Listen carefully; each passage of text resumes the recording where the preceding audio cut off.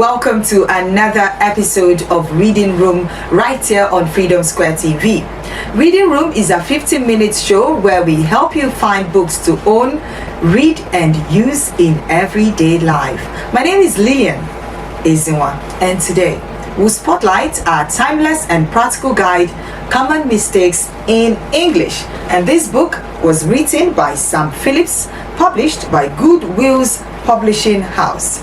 This book, as you can see right in my hand, is a handy reference designed to help students, teachers, and professionals avoid errors in grammar, vocabulary, spelling, and sentence construction. Let me tell you, you know that English spellings are often confusing, and that's because English is not a phonetic language. Yes, English is not a phonetic language. The writing of letters in words do not actually conform to pronunciation. That's why you have words that when you pronounce, the spelling is actually different. So this book, Common Mistakes in English, lists the mistakes most commonly made by learners of English. It doesn't just list these mistakes, right? It also explains why they are wrong and also show the correct form.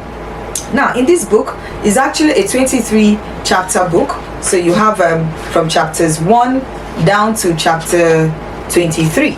You have topics like spelling errors, how to handle homonyms, sequential lapses, when verbs disagree, verbs that vex, auxiliaries are missed, why adverbs go wrong, and so much more. So it's also a 276 page book. Yes, so 23 chapters and 276 pages. Now, the various chapters on this book, Common Mistakes in English, are not presented in any graded order. So it is not necessarily advised, or is not necessarily that you study them in the order that you find in this book. I mean, in the order that is given in this book. But what you just need to do is to apply your mind while you are going through it. Okay, so mere reading is not enough. So just going through it and you read it is not enough. It's a no-no. So what you need to do is to apply your mind while you are reading this book, Common Mistakes in English, written by Sam Phillips. So let's look at a few examples from this book, okay? And we have examples like, you've heard people say, she discussed about the problem, right? You've heard people say that. But let me tell you, that is incorrect. So when people say she discussed about the problem, please, politely, you could tell the person, see, you are not correct. The correct sentence is, she discussed the problem. She discussed the problem, right? Then the next example that I will be sharing with you is, I look forward to meet you. I've heard that a lot of times. I look forward to meet you. It's incorrect. The correct sentence should be, I look forward to meeting you. I look forward to meeting you. She dislikes him still. She dislikes him still. You'll find it in this book. It's incorrect. The correct sentence is supposed to be, she still dislikes him. She still dislikes him. So these are everyday errors. They are simple but very, very common. And this book, Common Mistakes in English, written by Sam Phillips, breaks them down in a way that's easy to understand and remember. It's easy to understand and remember. So why is this book so useful? This book is useful because English is a global language. So whether you're a student writing exams, whether you're a professional, you're drafting reports, or simply someone who wants to speak confidently, you want to be a public speaker, you want to go for debates, you want to go for events, you want to speak confidently, you want to avoid the mistakes that a lot of people do make, right? This book is very, very important because avoiding these mistakes makes your communication clear, polished, and effective. Did you hear that? Yes. So avoiding these mistakes will make your communication clear, polished, and effective. So let's go to chapter 17. Chapter 17 is actually talking about letter writing. And the truth is, if you're writing if you're writing WAEC, letter writing is something that is usually there. You can't just ignore it. It's always there. And a lot of people prefer it to every other questions that is being asked there. So if you go to chapter 17, there he talked about, yes, chapter 17, that's where we're going to. Chapter 17, okay, letter writing lapses, okay, and you know that it's really a fun, it's to receive letters, but to pen a good, persuasive, and correct letter is not easy. So while doing that, we usually commit many mistakes. Inaccuracy and errors in correspondence reflect not only our carelessness, but also lack of consideration towards the person addressed. So correctness is actually one of the hallmarks of an effective letter. Okay? A letter is your second self, an alter ego. A few mistakes in your correspondence may spoil your image, the image you have built so assiduously. Just a few, it's just a slight mistake could actually spoil everything you built over time.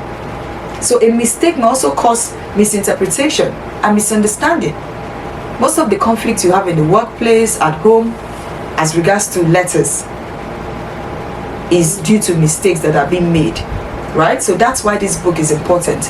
And I will take a few examples from the book, like in writing the date. For instance, you want to write May 24th, 1990. A lot of people will just write May 24th, 1990 without the punctuation mark. So where should the punctuation mark be?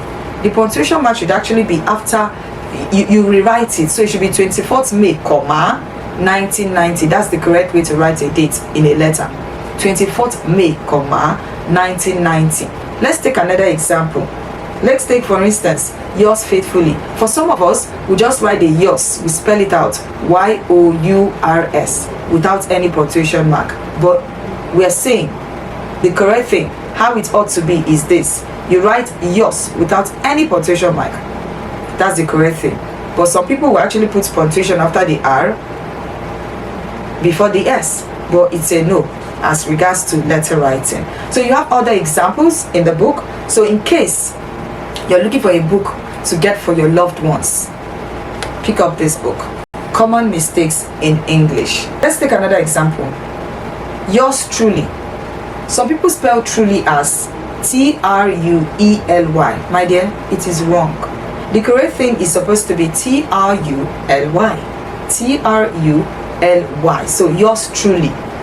Okay? So when next you're writing a letter and you're not so sure of the words you're about to use, I think you should consult this book, Common Mistakes in English. Very, very important. If you need the book, there's a number that will be displayed on the screen. Please pick the number and call us, and we'll definitely attend to you. And if you would love to have a library set up in your house, in your school, in your company, in your establishment, then also call that number or follow us on all our social media platforms, Freedom Square TV. So why should I read this book? I will tell you why. You're a student watching me right now. You are a worker watching me right now. You're a scholar, a professional.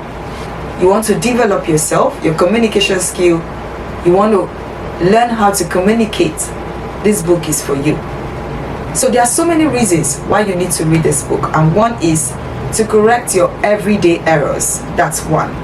The second thing is to build confidence in speaking and writing. To build that confidence in speaking and writing. And this book is suitable for students, teachers, and professionals. I said it before, I'm saying it again. Okay?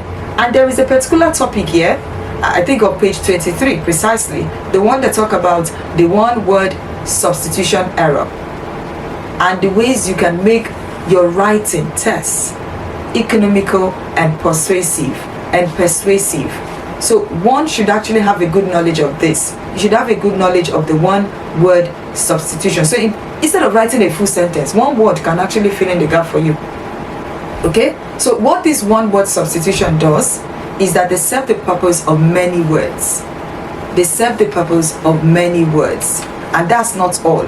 They also make language clear, colorful, and economical. Words like adolescence, for instance. So rather than write is age between boyhood and youth, you could just say he is an adolescent, right? That's it.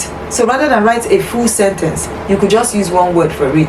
Let's take, for instance, another example from this book, amateur. Okay, rather than say something, he does this as a hobby, you could just say he's an amateur. So what does amateur means? Something done as a hobby. So that's what it's called, one word substitution. And before I go, I want to leave you with something. Okay, I want to leave you with a few common mistakes in English for you to reflect on. So I'll just take 3. And if you get the answer correctly, you stand a chance of being on the show. Do you understand? So what you need to do, you get to send your answers.